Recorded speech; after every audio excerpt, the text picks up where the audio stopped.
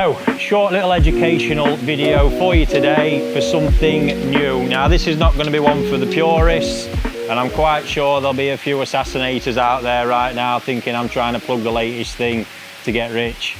This is not that whatsoever. I'm fascinated and always looking to try and learn something new when I'm in Japan. And I've been mentioning Saito Koi Farm a few times now for some of the interesting stuff he's got going on. Now, behind me in this net, I've got one of his creations, which to some won't seem like anything new, and they'll seem like there's some crossover, but in there is one of his little babies. Here's the name for you. He's calling them shunku. And the loose translation of this is around spring shine, something like that, like a really fresh, vibrant shine. Not too much into it. It's always hard to get that one, but these are his baby. There is a clip I actually filmed while I was in Japan of the main parent fish he's got. This is one he's produced from the original pairings that he's used, that is now the base of him to be able to hopefully produce this variety en masse, which is going to be his challenge moving forwards. I've managed to secure a batch of them. Now, interestingly, the whole mix behind this variety goes way back. There's a whole cocktail of stuff in there, but the main base variety of the shunku is an asagi, believe it or not. And as it is the base of many things, the one that might spring to mind is golden corn. That was obviously the base. Asagi was the base of golden corn. So the minute I knew that, I got an understanding of how I might expect these to develop. Now, the parent fish that he's using, I've watched the journey of that fish over a number of years, go from a nearly plain white fish to what it is that you see, a remarkable, absolutely stunning thing with truly unique coloration. Along the way, so the basis was asagi. In there has been a whole mixture of stuff which has gone on for years and years and years. There's been kabuto, yamabuki, ginrin yamabuki, some of the main mixes in there, and a lot of that originating from Marado Koi Farm. So there's also some big genetics in there as well. I'm going to put some in the bowl and explain to you in detail what it is I'm seeing, but obviously from that whole mix, as you can imagine, there's a whole load of stuff throwing out. So there's fish in there of Makashi origin, there's Ginrin Makashi looking fish, there's stuff that looks like Kogane Chiba, because you've got all these different colours coming through. Whole oddment of stuff, but the big thing I've got from it is he's developed a level of shine in these fish that is just remarkable. I've also got a couple of older examples kicking around the farm that we can have a look at as well, but for now I'll get stuck into these and show you what's what. You'll see some chagoi in this pond as well. They're nothing to do with that. They are some Sakai chagoi from the mango line. Very insane things, to be honest with you. Stunning coloration that I paid an arm and a leg for in the auctions. I'm growing them with them because I think they're a nice match, but for now we're going to focus on this. Will this ever come to anything in the end? I don't know, in all honesty. The nice thing is, you know, the breeder's just playing, he's just enjoying himself, trying to create something from a vision that he's had. If he does and manages to produce en masse that parent fish style that we're seeing, my God, they're going to be so popular, and I can see big demand for them. It's just whether he can replicate it. But like I say, some of the other stuff as well, big growing genetics in here from all that Marado lineage that's stooped in there, and these fit nicely alongside that Karashi Ginrin Karashi is doing. So it's all in the mix, there's similar origins to all of it, and I'm quite excited by them. But like I say, the big thing regardless of what comes off it is this shine quality that is produced. Great body with this incredible shine, and they have an impact. I just hope they come across on camera as they do in the flesh, in all honesty. But let's take a closer look.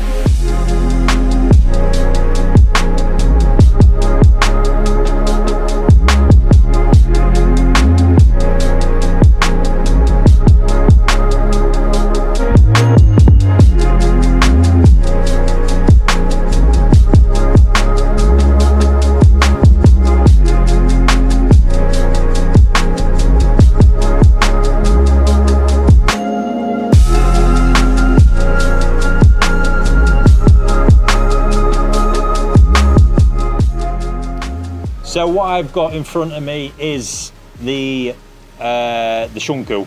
This is the image of what that parent fish you've seen. These are the fish that have the potential to become something like that. Now, I ain't dressing this up right now. This really looks like a bowl of absolute shite. But these are the varieties I really love because I love the challenge of it. and it's really important to understand what can go on. So that parent fish example started off almost white. In between it all was developing Kanoko, pretty much like in the style that golden corn do. And that Kanoko eventually formed solid blocks of colour to form that pattern that you then see. So you cannot forget that's the Asagi characteristic in them coming out. What I'm going to expect to see and I'm looking for is similar kind of things here. Some sign of some colour somewhere, and then that really strong white silvery base is absolutely awesome. What you are going to expect to see, however, is in some, like this one, it's actually showing quite good because we've got the early signs of the Kanoko. Obviously we're going to have Ginrin and non-Ginrin examples because that's all in the mix as well.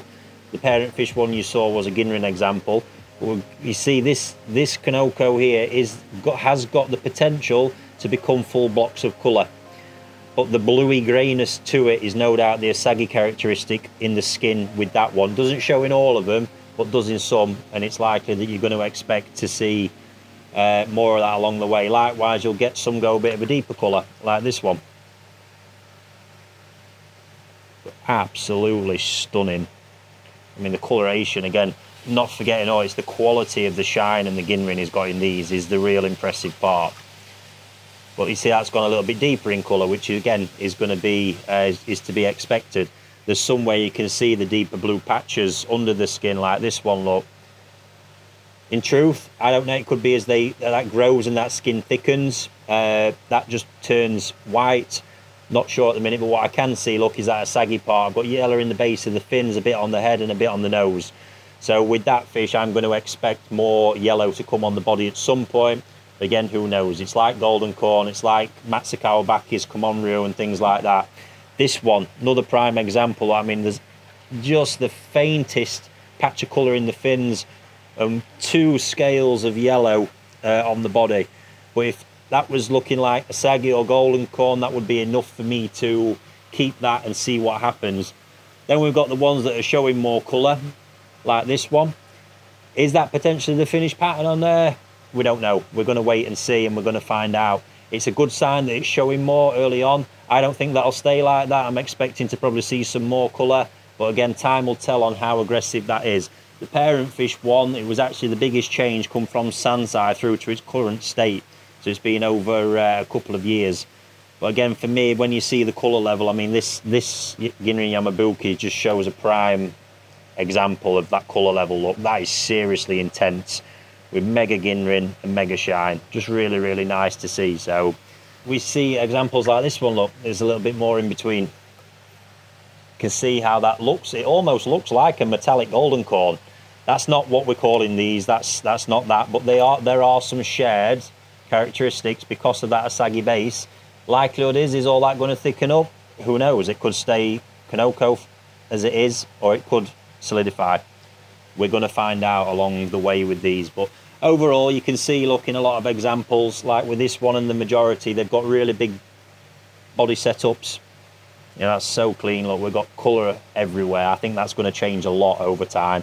But really nice body setups, look, big strong heads, big backbones, as I'd expect with some of the parent fish in there that I've seen and where they originate from. You know, really powerful look with that one. It's just that, if you can capture the detail of that shine, look, in the skin.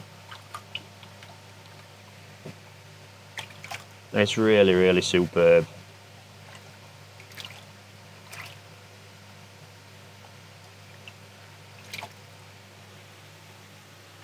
And then quirky examples like this, look, I'm excited for that one. It's Marathon head pattern, the colour in the fins already. What a piece. And yeah, there'll be some confusion. It's not, you could say it's a Harawaki. It's not, because obviously we know the origins of it. And it's not likely to develop, the pattern wasn't formed. You know, with a Harawaki, you wouldn't expect the yellow colour to come up. If it was going to, the colour would be there from day one.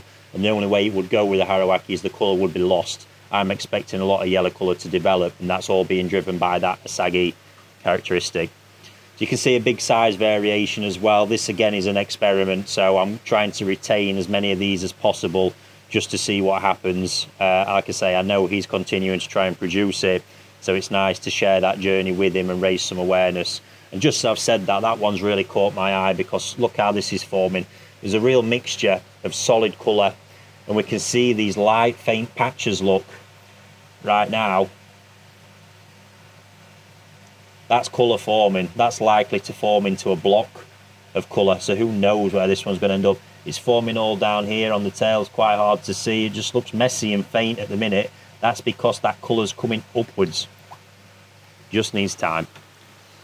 So let's wait and see. I'm going to get a few of the other variants now out of the pond to have a look at and see some of these. I think they demonstrate more than anything the real quality of the shine sat within these fish. So yeah, let's take a look.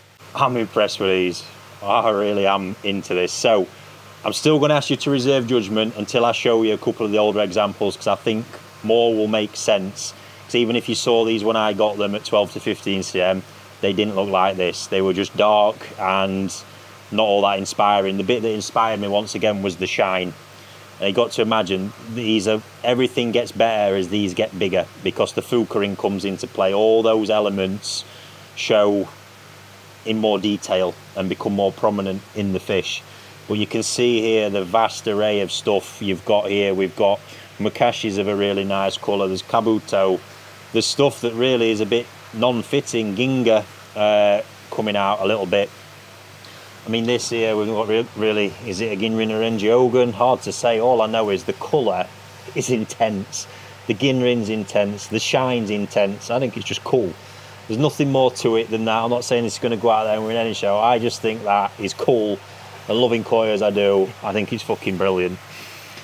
And then we get into some of the other stuff, and like I say, it's going to be that technical detail. But with this one, you'd be mistaken for calling that, you would be forgiven, sorry, for calling that a Kogane Chiba, because it is, in reality, that's what it matches up to. But it's not forgetting this is from that Shunku origin. It's just that it's having more of the Makashi and Kabuto kind of blood come through in it, and it's got a darker background instead of that sort of silvery white background to it. But again, we look at it and we see the shine, if it's coming through, it's seriously intense in that skin. And as this gets bigger, it's going to have a huge impact on the fish. It's awesome. We go to like what's more of just the Makashi Ogun. But again, look at the colour. Really, really unique, fantastic colour to them. This one getting a bit Makashi Kabuto, a little bit of both. A bit darker, but then we move on to some of the more weird stuff, and there's just a look at this. I mean, there's just no placement for this really, but look, I hope we get that through. Look at the shine in that. As that gets bigger and that fuchering becomes really more pronounced, that is just going to be prolific on that fish. It's going to look insane. Bit of a one-off there, but you just see these quality characteristics that he's got in these. We see it in this as well. I mean, this is more Ginga than anything, but again, insane shine. The Sumi coming through on it, really, really interesting to see. And then we've got a bit of a Ginrin example here. It's actually gone a bit flat in its colour on the head, but then we've got metallic-y vibes to it.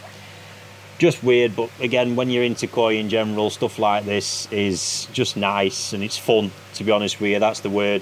We know they're going to grow well, and I like the characteristics that they've got. Again, we can see some really big bodies. We see this look. Great setup, lovely colour to it. It's going to have an impact, that fish, for sure, as it gets bigger. So across the board, really, really interesting stuff that he's doing. Who knows where all this is going to head in future. They're a nice size at the minute. I mean, we're ranging up to sort of 26, 27 cm already, which is cool. Just going to keep growing them, just going to continue to see what happens. There's a few going to come out of the pond now that I know are not going to be really strong growers in there, just to ease a bit of space. But other than that, sorry, one of the Ginrin examples I've not shared with you that I've got here, look. You couple with all that metallic, all the metallic aspects with that Ginrin, the real intense blue shine in the skin. Awesome. Feeling inspired by them. So get these back in the pond, and then I'll quickly show you the two older examples that I've got where that fuchsin and shine is even more prominent, and hopefully you can see a little bit more why I'm keen just to sit tight on these and be patient. So this is a 3-year example, not being in here very long, so it looks like a bit of a skinny eel compared to the other stuff in here. But this is Ginrin Kabuto. From this same lineage, same creation, you just get, I hope it does come through on camera, because there's like multi-tonal layers to the skin and the colour. So if we get a bit more water out, you can see as its back breaches the water. For us, that I'm seeing silvers, yellows, blues, there's all kind of colour, and we can see, look, the fuchsin now really starting to separate and pop. This has obviously got the Ginrin in it as well, but the level of shine is just remarkable. What a piece. When you get to this level of detail, by the time I've got the body on this fish by the end of this year, it's going to look the nuts. But again, you catch it in different lights, you start seeing different colours. Top for me. I just think they're superb.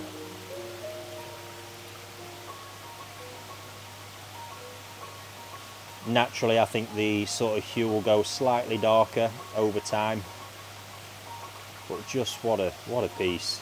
Really, really unique. I've never seen anything like it along this variety line. So impressed.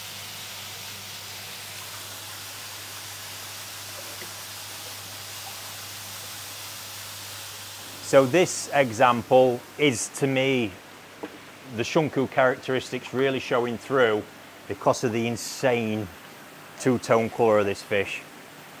Now, it's just that the main base colour has gone a little bit darker, so it's not that kind of metallic white. It's more crossing that Makashi Kabuto colour. I really hope we can get this. You can see as the fish goes, look, we go from one colour to another at the back. We've got that real strong gold colour at the back of the fish, which is bonkers. Absolutely bonkers. But once again, in the detail, look, the fuchsin, the shine, the Ginrin, and that two-tone colour. If that had the silver here of the shunku parent fish, it would be a prime example. No doubt it wouldn't actually be here. Look at that gold at the back. What a colour that is. It really, really is awesome.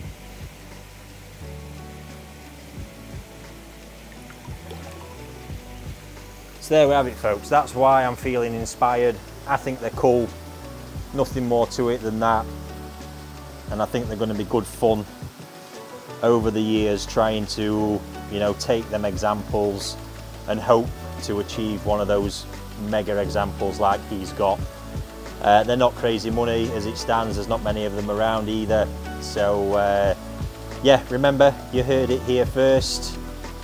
And I'll update you later on in the year when we've got a bit further down the line with them.